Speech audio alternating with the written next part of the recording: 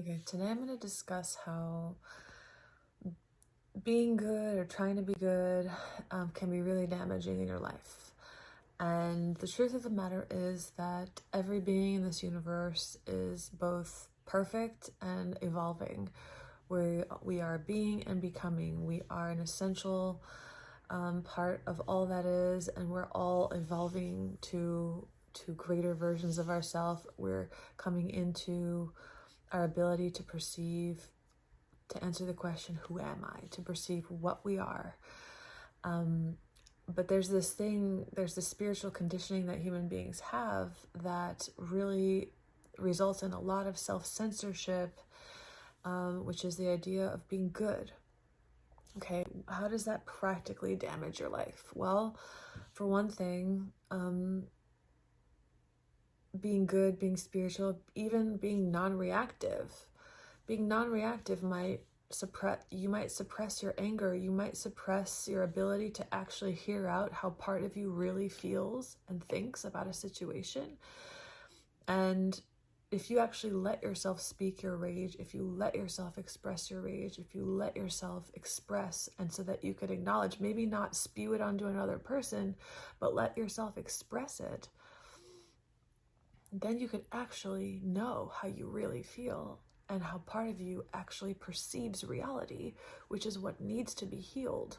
And I've talked about before how things are vibrating in our existence, right? Like vibrations. So for example, if you were a child who experienced some sort of cruelty or torture, right? Maybe you're locked in the basement or in the closet, or you were never allowed to speak. Okay, you might have a thought about yourself like, I'm worth nothing. I'm worth nothing. I'm subhuman. What am I doing here? I'm disgusting. Okay, that's real. So that part of you feels a range of things. It could feel really afraid, and then on top of that, really angry. So if you're trying to be good, right? If you're trying to be good, you're trying to be nice, you're trying to be kind, and this part of you, which is vibrating, is trying to speak, is trying to express so that you can become aware of it. I have turmeric fingers. You want to be aware of that. You don't want to suppress that. And I've said that the reason why, you have to acknowledge something in order for you to really be able to withdraw your attention from it or discard it as part of your personality. Because if you just avoid it, but you still feel it operating, right? So you're trying to avoid it, right? You're trying to say, well, what I withdraw my attention from will disappear from my experience. Here it is, and it's manifesting as a toxic feeling in your gut, as a feeling of you feel like sunken and smaller in front of all kinds of groups of people. You don't feel the ability to express yourself or to speak in situations. Like, there it is, still showing up, right? So you're trying to ignore it, but really what it's asking for is for the feeling to be felt. So let me acknowledge, like, I feel really inferior. I feel subhuman. I feel like I don't even belong here. I feel, okay, so this is that little girl or little boy speaking. So in order for you to really discard this for good, you have to see it, because the survival part of your brain is keeping it there, because until you know what you are, until you know that you are infinite intelligence, consciousness, that you're capable, that you're safe, because you are an eternal being, until you know that, the only thing you know is survival. And so your survival programs will vibrate in your reality. So trying to be good and pretending to be good and pretending to be nice and kind and ignoring your feelings can ruin your health. It can ruin your life in general, because all of these things are creating your reality, whether you like it or not. And what does pretending to be good or trying to be good do? It suppresses your awareness of the feeling and the perception.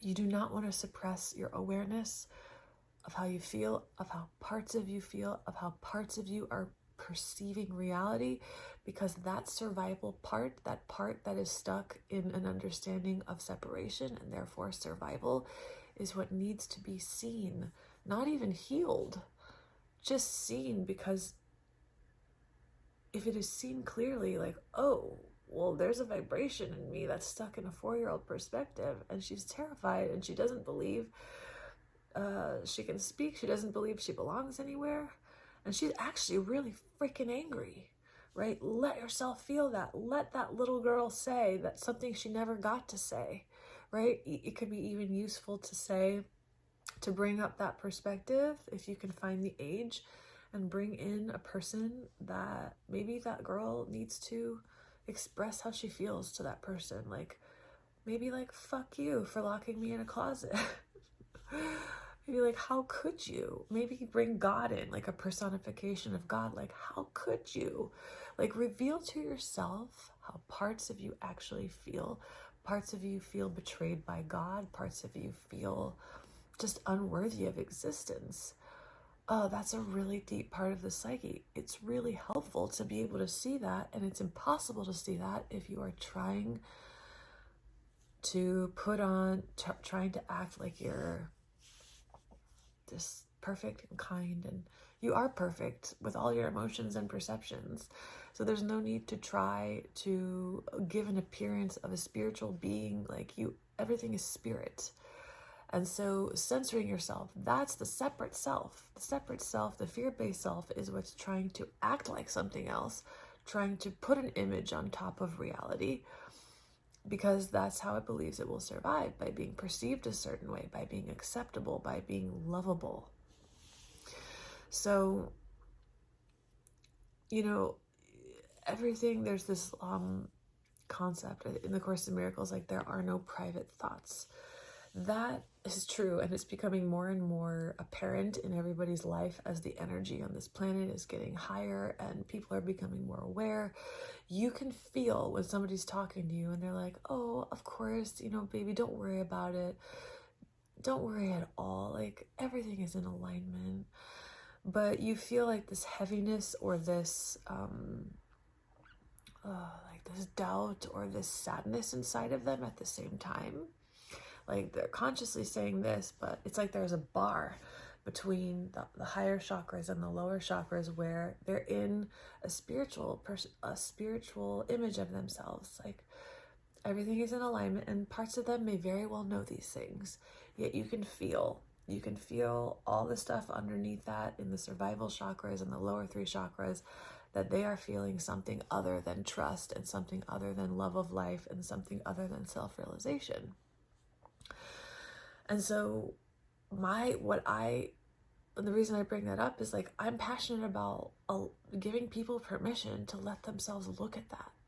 Let themselves look at that, because the only way that you will be able to embody spirit on earth is if those chakras become self-aware, become aware of who they are.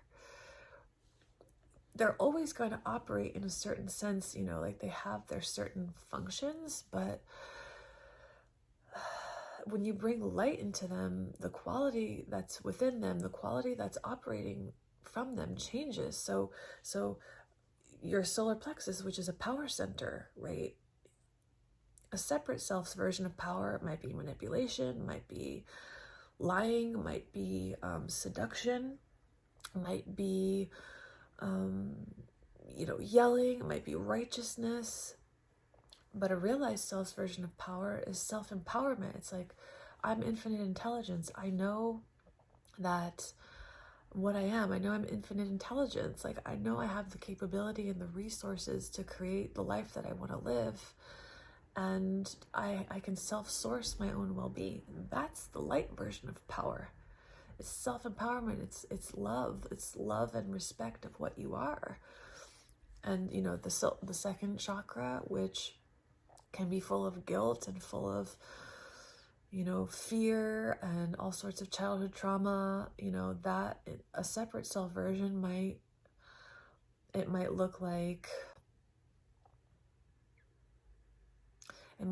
this angry little tantrum thrower, right? Like, everybody, I can't trust anyone. Everybody's evil. And so I have to turn up my energy and match their energy and be just as angry and just as, chaotic as them. That's the only way that I'll survive, is if I'm as chaotic as my environment. When you bring the light in, it's like, no, I can feel my emotions, and I prefer homeostasis and peace and this beauty, and I prefer nourishment, and I know how to nourish myself. I know how to bring the love of spirit into my body and into this chakra so that I feel nourished by life, and I feel safe. I can choose to feel that way. I can choose to bring that reality, that understanding into my body. I don't have to match my energy with the chaos of my environment. That's the understanding of the separate self. And the root chakra, a root chakra, the ability to really bring things into this world. Like a lot of people with vacant first chakras, they feel that they're too sensitive to be here, that they have no interest in being here because, maybe they were shut down so many times, they feel unworthy of existing. And so that version, that separate self version, is going to show up as this really deep sense of unworthiness and like, I don't deserve love. Like I just don't deserve love. For whatever reason, I don't deserve love. I don't deserve to exist. I am evil.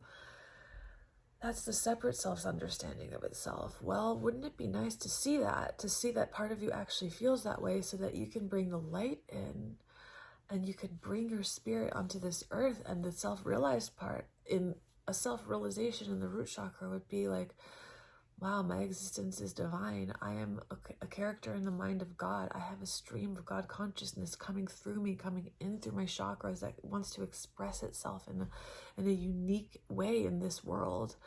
I love life. Life is beautiful, right? The only way you can shift that survival understanding is if you let yourself see it. So trying to be good doesn't do you any good.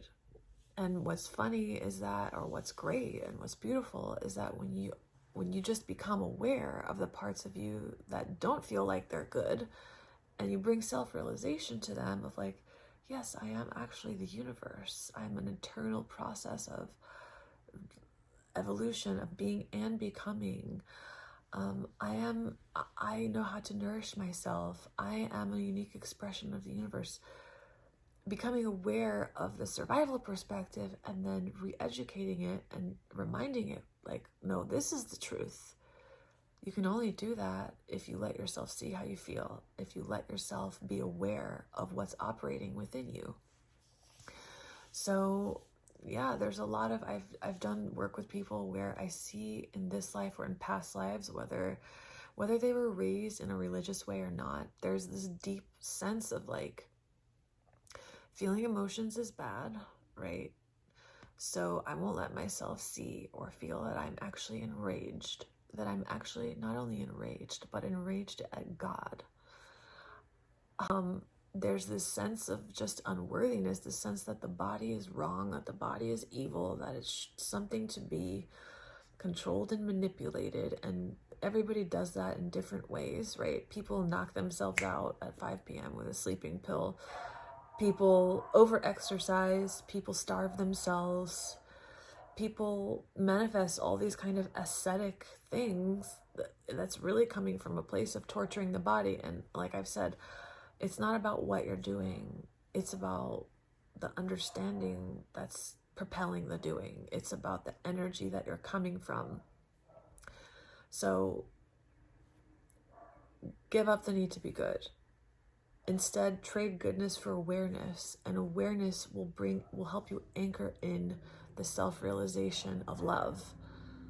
And so there's no need to try to be good. There's no need to try to think positive thoughts. There's no need to try to do anything, because once you become aware of everything that is trying so hard, all the separate pieces that are trying so hard to be good enough to survive, to be worthy of existence, once you bring awareness to that misunderstanding, so many stressful thoughts and feelings just disappear, because they were only coming from parts of you that don't yet know who they are. So I'm going to say this in lots of different ways because, I don't know, on a different day, a different tone, a different set of words, a slightly different example, you know, it could really trigger something and bring something home for you.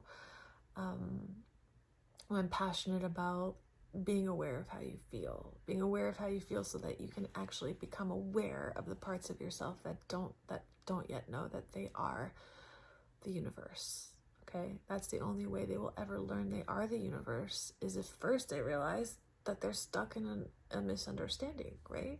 So don't impose anything on yourself. Don't need to be calm, don't need to be good. Like, you want to see how panicked you are. You want to see how nervous you are. You want to see that part of your mind is really desperate and nervous and needs to control every little bit of reality. You want to see that so that you can stop and say, okay, there's a part of me that's really not in trust of life. They really don't trust the flow of life, so they turn up their energy and their adrenaline, and they believe that being in this panic state is going to get them what they want, is going to get them safety or control or power. That's a misunderstanding, and it feels terrible to have my adrenaline running the show, to have this survival piece running my health, running my interactions. I prefer homeostasis, love, and peace, and so the bridge to actually anchoring that is awareness.